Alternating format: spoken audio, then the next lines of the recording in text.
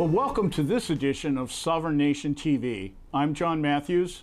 And I'm Joe Panzarello. On today's show, we want to discuss the end game of one of the most effective narratives the leftists have used to exploit for power and profit all Americans of different backgrounds and ancestries that make up this melting pot of diversity known historically as the Great Experiment. Since the passing of the 1964 Civil Rights Act by Lyndon Johnson, communities of color, particularly black communities, have willingly, though perhaps unknowingly, allowed themselves to remain enslaved on the plantation by embracing the false narrative they are only free as long as they remain loyal and indebted to their master, the Democrat Party. Johnson apparently knew this when, upon signing the Civil Rights Act, he uttered to his colleagues, using the common racial slur no one dares utter today, that blacks would vote for Democrats for the next 250 years. Critical race theory is not a new concept, nor is it a new tactic. I remember well being first introduced to critical race theory in October 1972, though it wasn't called critical race theory then. Shortly after I completed boot camp and was attending my training school at Willow Grove, Pennsylvania Naval Air Station, in preparation for assignment to my first squadron. We were made aware there had been a race riot on the USS Kitty Hawk, which was stationed off the coast of North Vietnam at the time, conducting bombing raids by naval aircraft. Walking into our classroom within a couple days of the reported incident, we discovered class for the day had been canceled. We were all feeling really giddy with the idea we would have the day off instead of the tedious work of analyzing submarine parameters and learning search tactics. Instead, we were induced to an officer who told us we were to spend the day in sensitivity training in response to the riot that had occurred on the Kitty Hawk. It was anything but sensitivity training, at least to those of us who were white. We were told that the Navy had determined that those of us who were white were inherently racist. Upon asking how such a statement could be applied across the board by someone who didn't know us, we were told we were racist simply because we were white. We couldn't help it, nor could we prevent it. I remember the incident very well because it was the first time I'd been written up for insubordination when I told the officer to go pound sand. So the idea of belittling white people because of the color of their skin in order to achieve an end result of submission and surrender is not any more a new idea than telling a person of color they are inferior because of the color of their skin. It's just an old belief predicated on a false pretense that the social justice mandates that drive today the left's divide and conquer schemes will result in fundamentally transforming the United States of America, as Barack Hussein Obama promised America in 2007. What is new is the spewing of this rubbish with such blatant, audacious arrogance, an attitude that dismisses outright the probability those who are intentionally alienating much of the American public risk becoming casualties of their own hubris. And right now it seems to be working.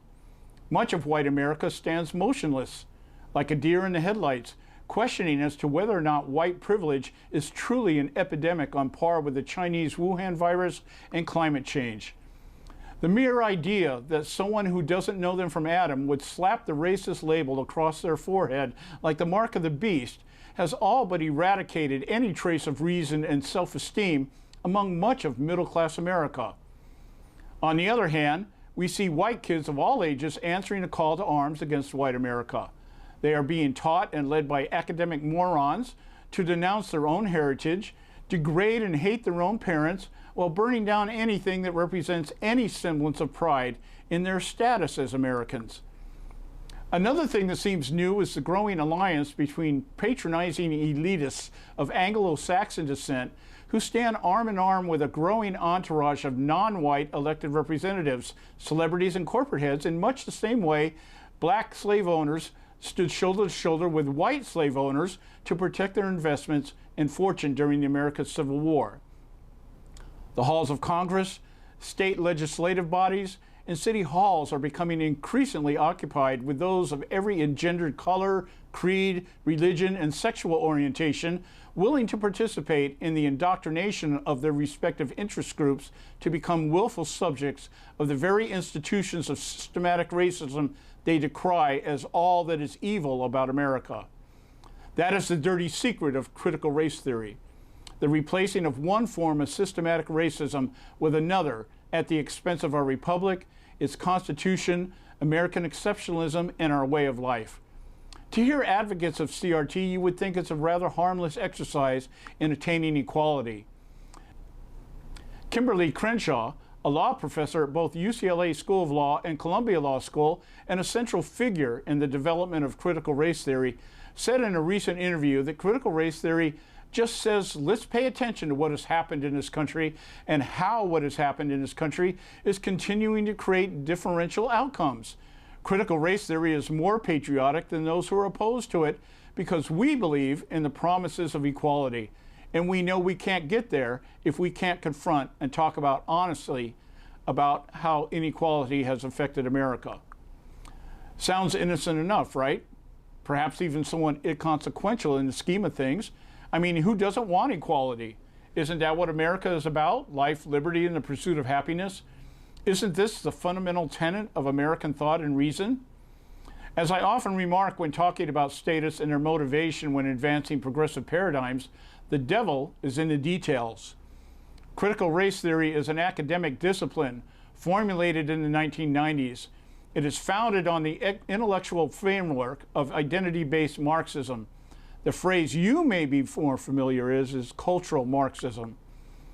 Over the past decade, CRT has increasingly become the ideology of choice in our public institutions, particularly our public schools, where it has replaced the instruction of civics.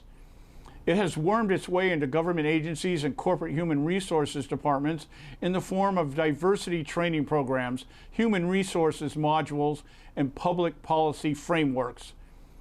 Among the cesspool of unknown academics and activists that have been leveraging every institution in our society since the Weather Underground attempted to enslave blacks in the 60s to rise up and destroy America is perhaps its best known advocate, Barack Hussein Obama.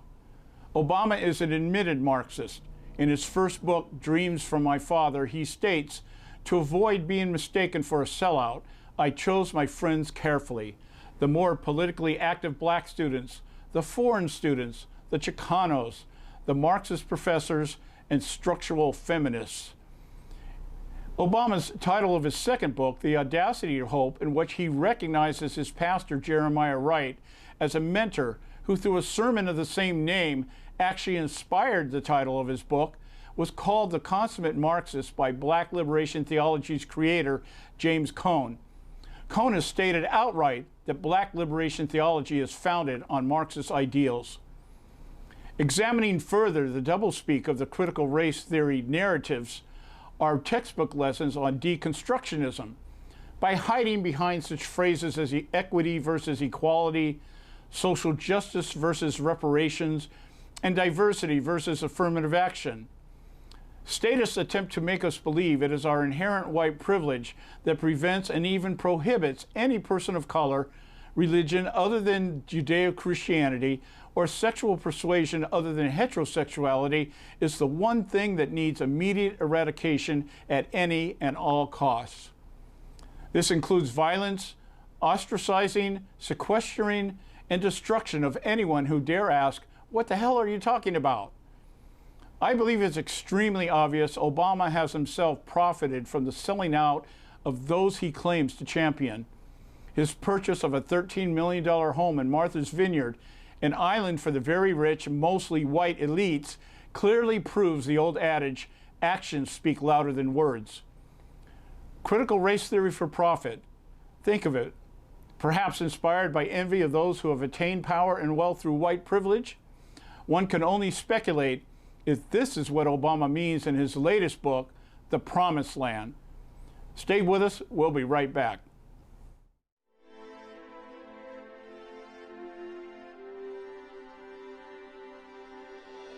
Life, liberty, and the pursuit of happiness. The Declaration of Independence proclaims God-given rights, and we intend to protect them. Working with people like you for over 50 years, preserving freedom and building a better tomorrow. Safeguarding the Constitution by limiting government power. We are restoring liberties educating voters, and leading the freedom movement. Independence starts with you and I working together as a team. With our affiliates and your support, we reach in excess of 1 million unique individuals like yourself every month. This website is the catalyst, and you are the energy we need to make a change. On jbs.org, we store a sizable variety of tools designed to get you started. I invite you to consider taking part in turning the tide for freedom, not just for one, but for all. Not just for today, but for years to come. We, the John Birch Society, stand to defend the Constitution and Declaration of Independence. What do you stand for?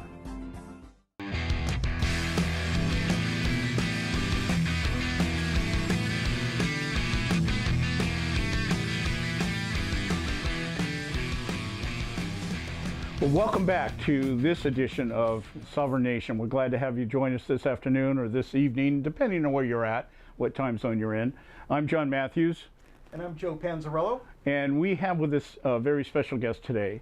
Harriette Reid was born in Birmingham, Alabama. She moved to Southern California with her family in 1959. She's a retired professional, most recently from the human resources field for a large church and charitable organization. Over her career, she has worked in various positions with developmentally disabled children, in financial sales and marketing, and in sales and outreach for a large space agency. The reason I asked Harriette to come on is because she's currently spearheading the movement here in Orange County, which is just south of us here. We're based here in LA County, with the Los Alamitos School District, who's trying to implement the critical race theory into their schools. The thing I find remarkable about this particular school is that Los Alamitos High School and that school district has historically been one of the most conservative school districts throughout California for many, many years. And we're trying to figure out, it looks like the changes that they had in the school board have been able to usher in this cultural Marxism that we're now dealing with across the state and in the country for that matter. To date, even though there's been some really heavy parental opposition to the implementation of critical race theory in this particular school district, the school district is insisting on still doing it or still implementing the program. So I asked Harriette to come on and update us on the latest of what's going on. She's been going to all the board meetings, she's been leading the rallies, she's been doing presentations on it, and then also to give us a perspective as to what the real agenda is behind critical race theory. So thank you, Harriette, for coming on today. I know we gave you kind of a last notice thing, so it's really thank you for coming on. Thank you for having me. I wanted to start out, I want people to kind of have a brief background as how you came to get involved in this particular issue here. Actually, since I know you live in LA County and you're now involved with what's going on down in Orange County. How did you come about? How did that happen that you got involved in this? It was actually a fluke. I think God actually led me to get involved in this fight because my husband had been involved in the Recall Newsom campaign, and he was doing quite a few things there, and I was asking God to please guide me in where he wanted me in this fight because I realized that we had a fight. So we went to a Recall Newsom book signing. Kevin Kiley was actually there down the street at Wardlow Park, and down the street from where we live actually, and he was talking about all the different things that we needed to do to get rid of Newsom and so on, and we were having conversations amongst ourselves while we were standing in line waiting to get our book signed, and I had gone over a bit of my background with a lady that I was speaking to. Someone else overheard the conversation, and she said, "Oh my God, you're perfect. Can you come to my board meeting tomorrow?" And I looked at her and I just thought, okay, maybe this is my sign, and said yes. So she gave me all the materials, gave me the February 9th board meeting to take a look at where they rolled out what they were planning to do in the school district. I stayed up late that night looking at everything and came up with what I wanted to say to the board the next day. Outstanding.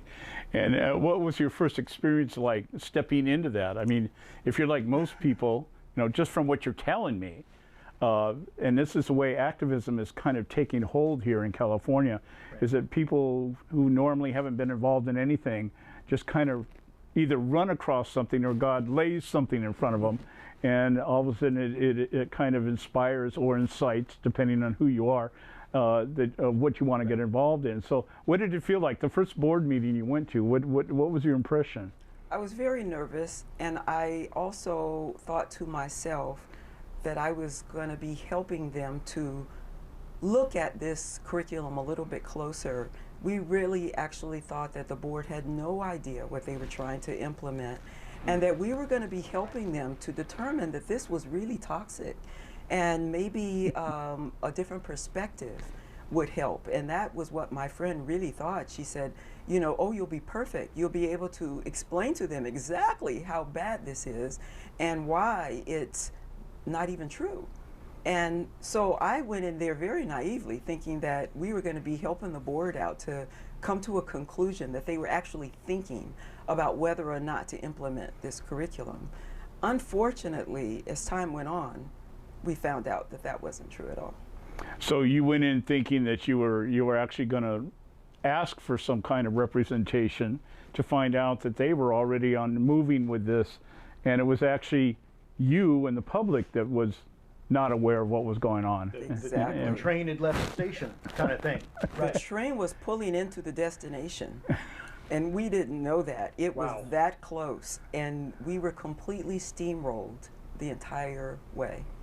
They wanted to hear nothing of what we had to say, and in fact, they actively worked to shut us down wherever they could, and to put students in front of the parents. In other words, whatever the students said, and keep in mind, the whole time they're indoctrinating children in the classroom, giving them materials to make the signs and telling them what to say. We heard them being coached in the lines. So the whole time they're telling these kids what to say, and they're putting them up to speak in front of the parents, who probably took off time from work to show up at the board meeting, who had all kind of other things to do and things on their plate, but they wanted to hear from the kids. Yeah, you know, I see that kind of as a two-sided sword kind of thing. On one hand, you think, yeah, that's pretty evil to use the platform of public education to indoctrinate children to hate their parents, because that's how I see it. That's how I look at the issue.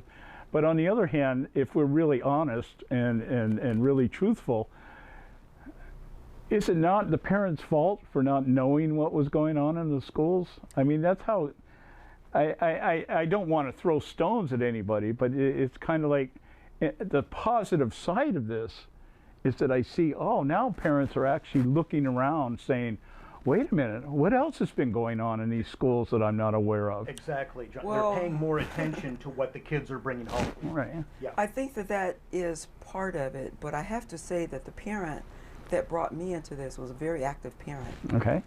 They found out about it on Nextdoor. So this was actually slipped in, and it was done intentionally. All right. And it's obvious that it was done intentionally, and it was done in such a confusing manner to ensure that almost no parent would even understand what was coming in, even if they read it. It all looked very good. It looked so innocuous.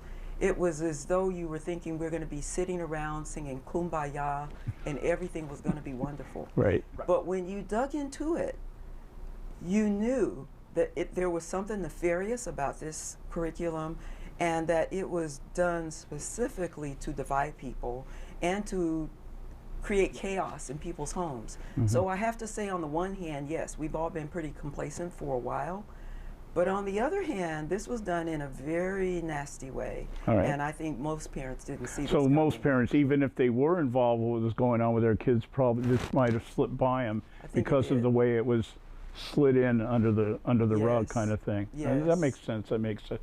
Where are we at now in terms of the implementation of curriculum in the Los Alamitos School District? I know there's been votes on the curriculum itself. There's been votes on as to whether to implement a curriculum.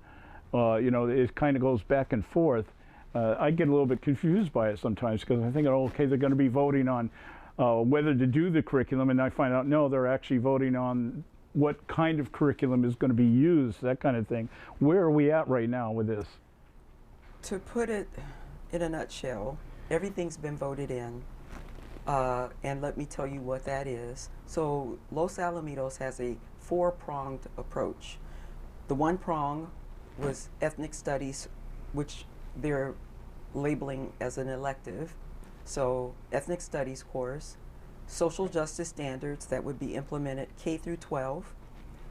There's a human relations portion of it that will encompass the entire rest of the personnel in the school district, and a professional development portion of it, that's the fourth prong, that will be targeted towards new teachers.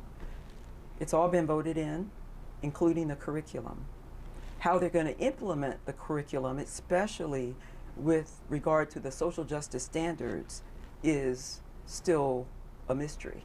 So the ethnic studies course that they voted in, we were continuously being told by the school district that when we spoke out to other parents that we were being misleading, that we were misleading parents and giving them bad information. It turns out it was the other way around. They were misleading parents, because one of the things that they said to parents is that, don't worry, why are people getting upset? This is only an ethnic studies course that's elective. You don't have to take it. Well, as it turns out, the state of California is in the process of implementing a mandatory ethnic studies course that will be a graduation requirement. Oh my God. So wow. this is something that has passed the State Board of Education, 11-0. They're very happy with it. It's already passed, I don't want to misquote here, it's passed a portion of the state government. It is looking to pass one more hurdle before it is on Governor Newsom's desk. Once it's signed into law, your child, if they are currently in high school, let's say if they're 9th or 10th grade, they're going to be taking this mandatory ethnic studies course.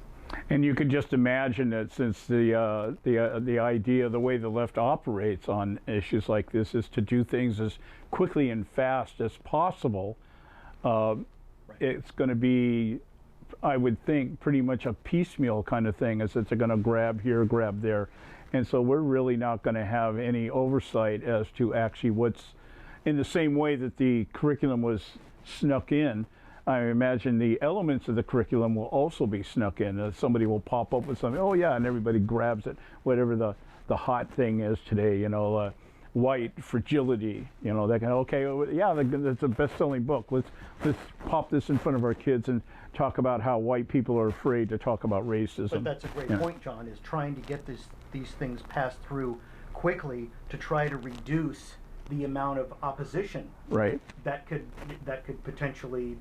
That was the other thing that you had touched on, was this idea of the way, I'd like to point out the tactics of how the left works things, and the idea that you start out by saying, well, it's not mandatory, it's just an elective. They always do that. It's kind of like soft sell it, and then once the soft sell sells, then we turn around and we say, now, oh geez, we're getting such a good response, let's make it a mandate. You know, let's write it in stone, and everybody has to do that. I'd like to get your view on what you think parents can do right now to try to counter this. I don't know that, as you said, I don't know that we're really going to be able to stop it, at least the implementation of it. No. I don't know how that's going to, what kind of course that will run. I would think that perhaps if parents got upset enough and did it in such a way that to leverage, if not the board, maybe state officials or something like that.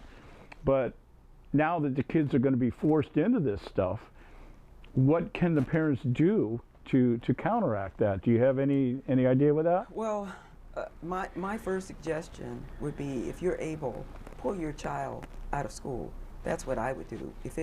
I would homeschool or find some other alternative. There are alternatives that are cropping up.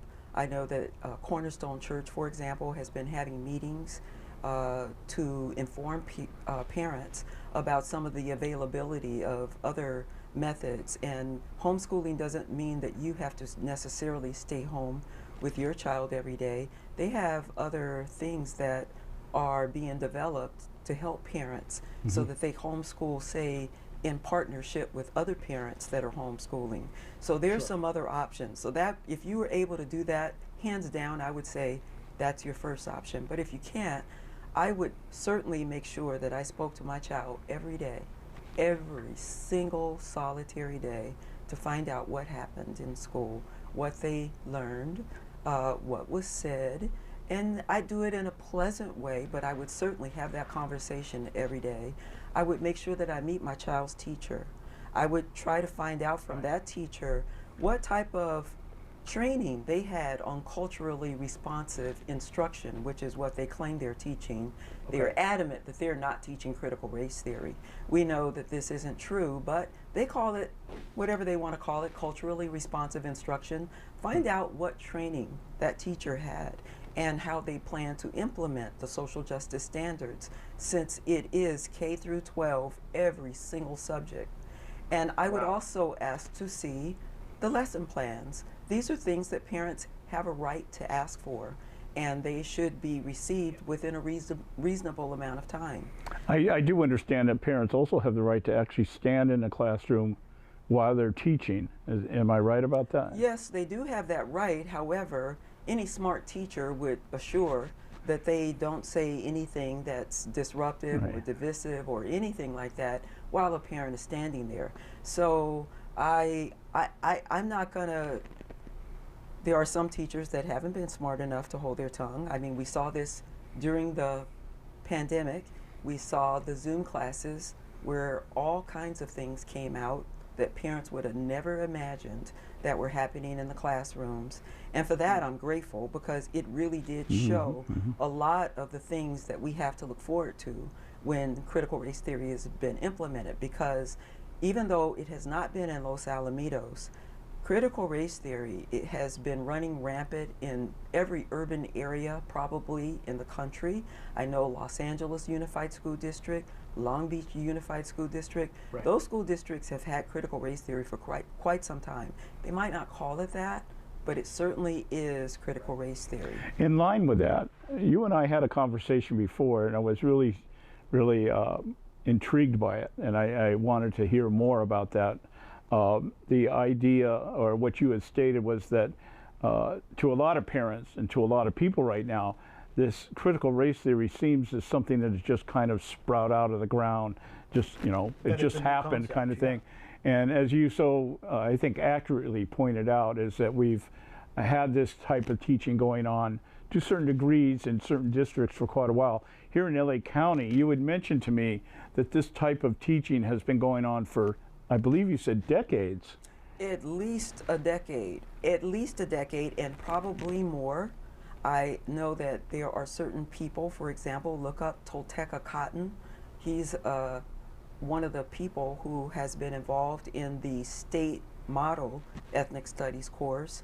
He's the one who encourages the kids to chant to the Aztec gods and all that business. You can find him on the internet very easily. His name is a little difficult to spell, but he's been teaching in Los Angeles Unified for at least 10 years, probably more. This is not something that's new. This is something that has been taught in the black community for a very long time. Victimhood, victimization. It's believed and been accepted, even in cases where black people have been successful and have had very good careers, education, had careers as teachers in business, in financial institutions, all over the country. My family members, cousins, they still believe it, because these are things that they've been taught, and it's an indoctrination that they could prove with their own parents it wasn't true. They could prove it. But still, when you teach these things from a very young age, and you teach them in such a way as people believe them to be fact, even though it's not based on fact, when you don't present the facts along with it, or you don't present the other side, it really doesn't develop critical thinking. it becomes indoctrination. Right. I was lucky enough with my parents, they always made us think critically. So when we had those dinner time discussions about politics and other things, you had to bring the facts. Right, right. Well, we're speaking with Harriette Reid, and she's been helping out. I mean, I wouldn't say walking point. That's the phrase I keep using. People that know Harriette would say, yeah, she's the one walking point on this issue. And Harriette, I do want to thank you for taking the time to come out and talk on this subject. Is there any way anybody can get in touch with you if they want any, or you're just so busy out there doing your thing? Well, I didn't plan to have this kind of a career after I retired. So I quickly came up with an email, freedomwarrior1956@protonmail.com. Okay. So if people want to get in touch with me there, they can do that. freedomwarrior1956@protonmail.com. I'm almost guessing that was the year you were born. Yes, it was. It was a great year. Well, I'm like 2 years older than you. So. All right, so we'll be right back with our closing comments right here on Sovereign Nation. So stay with us. We'll be right back. Being a modern digital marketer is demanding. You work hard to maximize the visibility of your clients. If you had all your data in one place, you could analyze performance at a glance, and your job would be a lot easier. That's why we built Bright Local.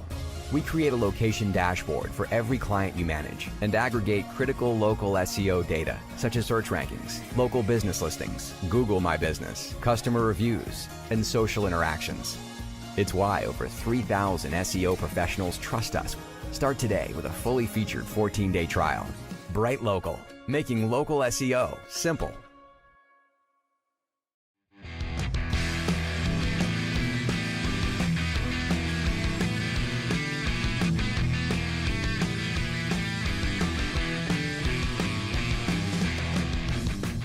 Well, welcome back to Sovereign Nation TV. I'm John Matthews. And I'm Joe Panzarello. And we're now going to be talking a little bit about the issue of critical race theory. As I was just talking about earlier, a lot of people think that critical race theory has just kind of sprout out of the ground, that it's a new thing. And I have reiterated to a lot of people that I've been talking to about that it's really not. It's like so many of the other leftist objectives and agendas, is that when it doesn't work the first time, you just bring it back in, you put it in a new package, and then you just try to resell it again. You put it in as new and improved, and you put it out there and hope that the public digests the content of what it is that's in there. And I've always thought of Democrats kind of like terrorist cells, in the fact that what they do is they plan this stuff out and they move in inches. And they don't worry about it, because over time they move a significant amount of distance. And if you move them back a little bit, that's okay, because they're still advancing. Right. And so this whole idea that critical race theory is something that is new is just bogus. It's bogus. It's just repackaging of the same old stuff.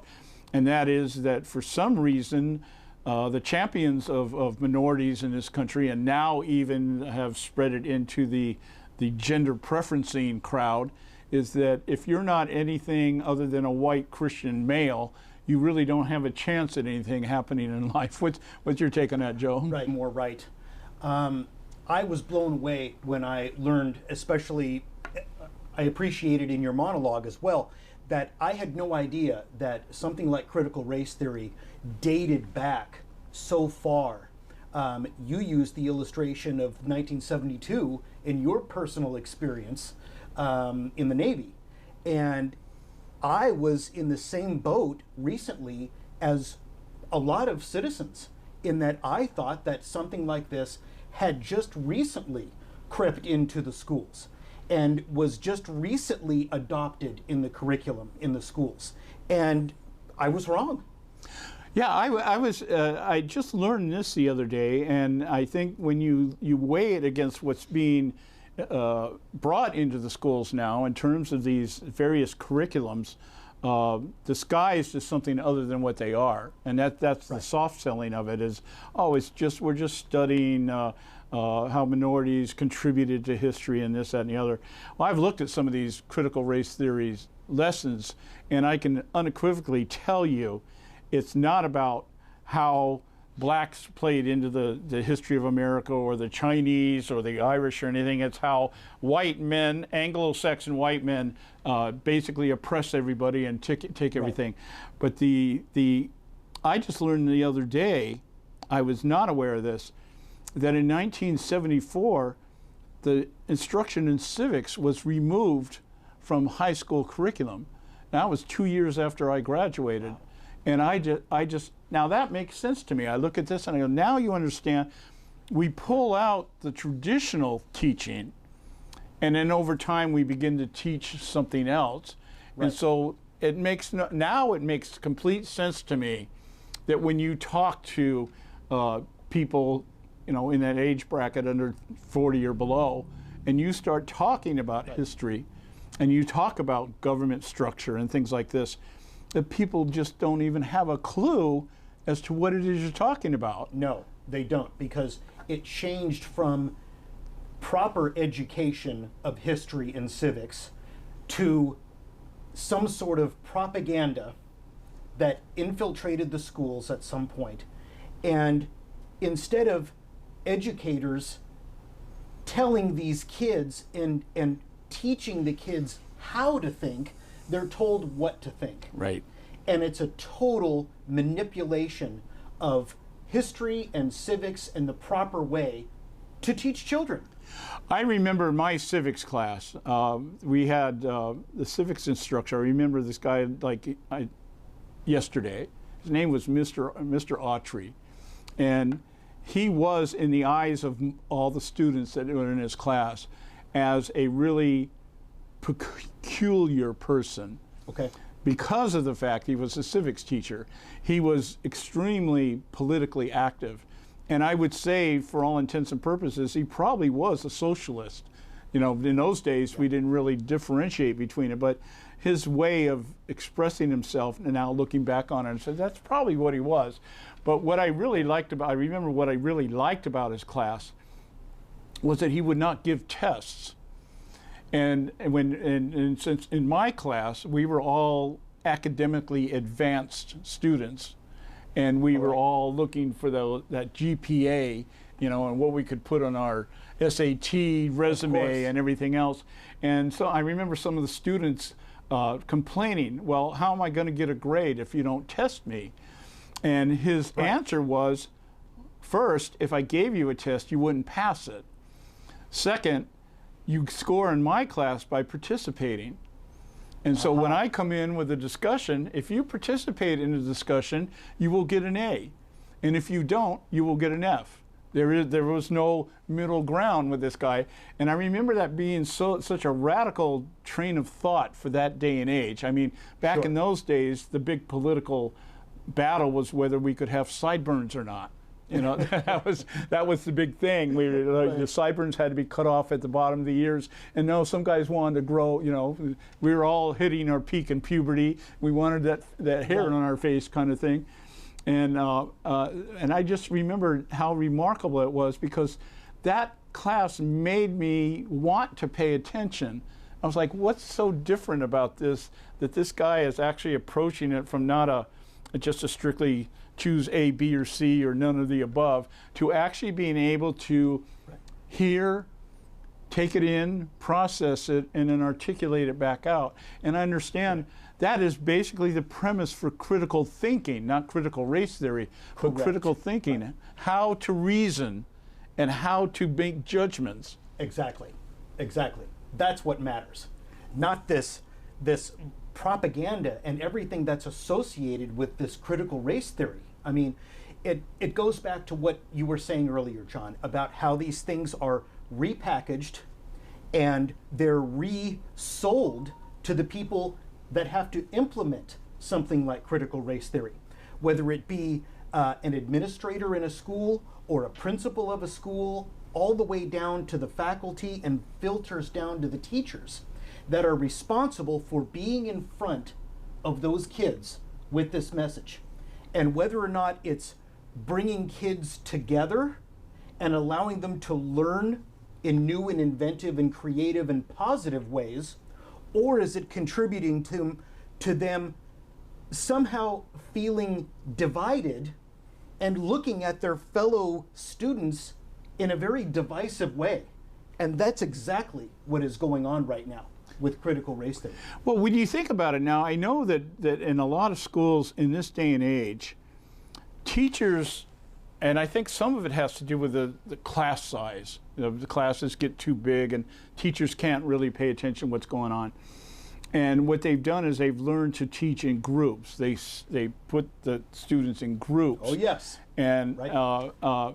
It makes me wonder how effective that is now, that if you're in a group and you're sitting there, and especially if you're the only white kid in the group, what, Sure. you know, and God help if you're the smartest in the group and still white, you know, because I know that from my own experience with my kids, the way that they did their stuff was the smartest kid in the group was the one that ended up writing the papers and everybody just kind of copied off of it, that kind of thing. And I just wonder, how does that the social construct is completely being eroded by the idea that thinking, okay, let's just play the devil's advocate for a second and say, okay, white people are everything that you say we are, all right? What does that have to do with what's going to happen tomorrow? You know, I remember hearing in a movie somewhere where a father's talking to his son, and the son is upset with the father. He says, "You're trying to get me to live your life." And the father says, "Well, that wasn't my intent, but you need to understand the future is coming, whether you're ready for it or not." And so if you're sitting here saying, okay, we're going to try to deconstruct everything that makes America America in hopes that somehow you'll attain some kind of, not equality, but equity, people need to understand these words and what they mean.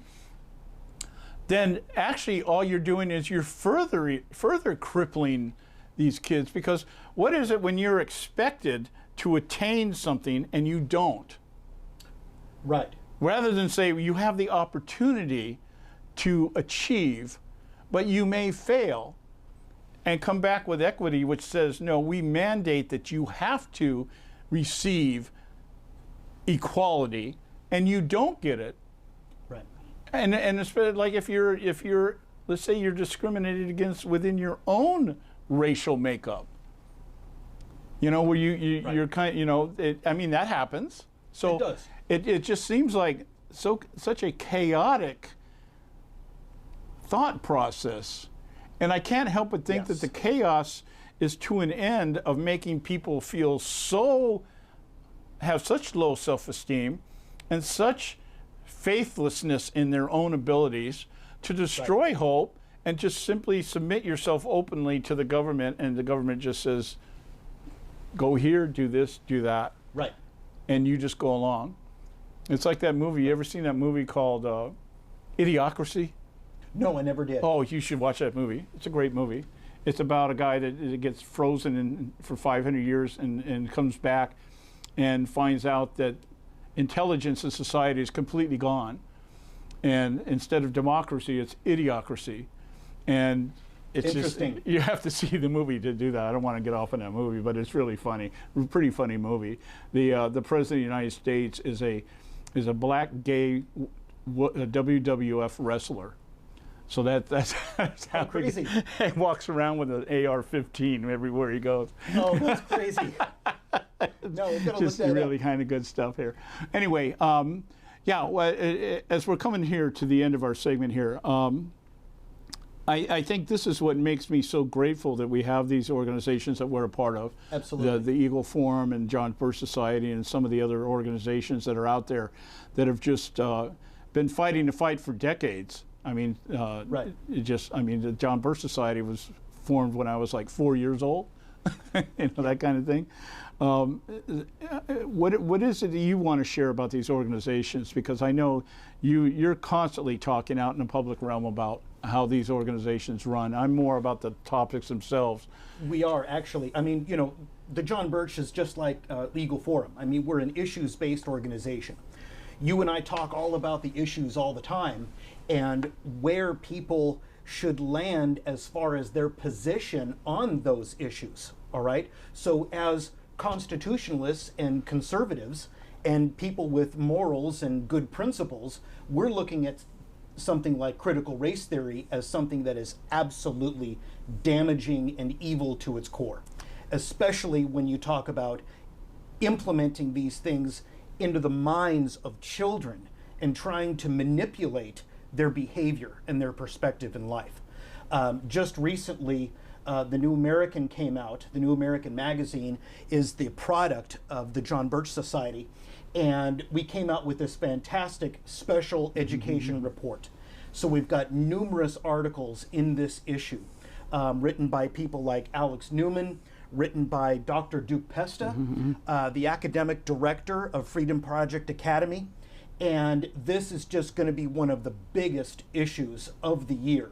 I went through this yesterday. I went through it and every single article in here is about critical race theory and our education system and how it's being manipulated to bring in or initiate this cultural Marxism, they call it. I call it fascism, but it's I mean every single article, and just outstanding stuff and good research, good facts. And it so supports the arguments that they make against the just idiocy of this attempt to finally erode the last foundations of what makes America what it is. You've got to know, John, we talk about this on a regular basis, the importance of intelligence and education. Right. And you've got to have a good, reliable source for those things these days. And you want it to, between the newsletter that the Eagle Forum provides and something like the New American magazine and what the John Birch Society puts out in its educational videos, I mean, there's no shortage of the average American citizen getting to know what they need to know. Yeah, so you want to take the time to visit our respective websites. I'm kind of getting away from that thought because I think we're so much on the same page. Maybe we just create a new URL, the jbseagleforum.org or something like that. But you want to go to jbs.org. You can go to our websites. We have several websites for the Eagle Forum. We have Eagle Forum CA, which is our state site, eagleforumca.us. We have Eagle Forum OC, which is the Orange County chapter.com, eagleforumoc.com. And then our LA chapter, which is just getting off the ground. I have such high aspirations for what this group is going to do, especially since we've teamed up with Joe. I think between us we can take LA County back and turn it back to the land of Reagan. I think we can do that. I think we can too. Yeah, it would be eagleforumlac.us.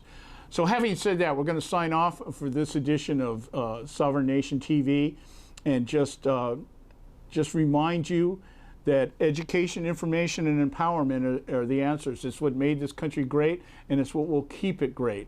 So God bless you all, and we'll see you on the next edition of Sovereign Nation TV.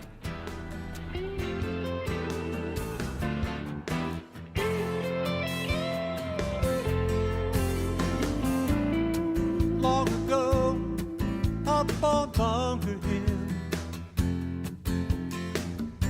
they fought for freedom. Oh, yes, they did. Our founding fathers, they rose up to that call and rallied to the fight for liberty. We the people, one nation under God, fighting for freedom and justice for all. We the people, one nation under God, mercy.